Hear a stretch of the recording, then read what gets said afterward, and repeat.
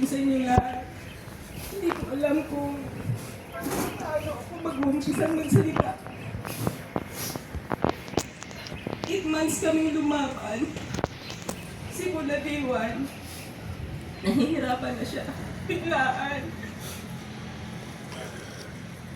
Sabi niya sa akin, mahal ko, kahit na ilang Pasko, ilang New Year, ilang Valentine's tayong magkasama dito sa ospital, okay lang.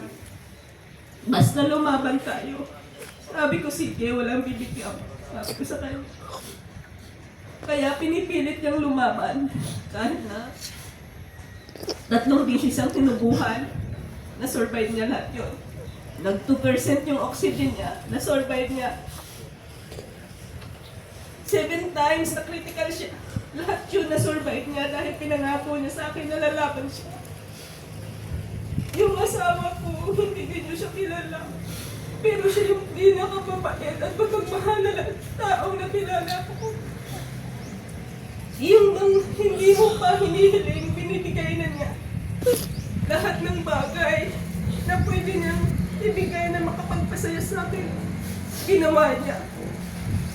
Yung mga imposible, yung pagpunta pa ng US, ginawa niya posible yun. Para mapasaya lang ako. Kasi ang sabi niya, bago ang iba, ako muna. Kahit sino pa lang magaya sa kanya sa meeting o kanumang okasyon, hindi siya sumasama kasi importante sa kanya makauwi kasama ako. Akala ko magaling na siya.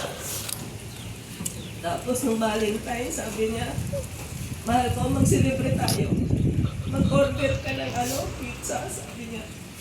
Sabi ko, paano makakain kasi nakabaypak ka. Natumas ka ng malaki, sabi niya. Antayin mong lumabas yung nurse. Tapos, pagtarikot niya, subuhan mo ako ng pagkain. Ginawa ko yun. Yung isang buong pizza na yun, naubos niya. Saka ako sabi ko, bakit ang lakas mo naman kumain? Hingi ko siya ng tinapay, minom siya ng kape. Tapos, gusto niya lagyan siya ng high flow na oxygen kasi yun yung gusto niya. Ayaw na daw niya magpatubo kasi pagod na siya. Sabi ko, sige, palalagyan kita. Nung nilagyan siya, hindi na bumaba hindi na tumaas yung oxygen.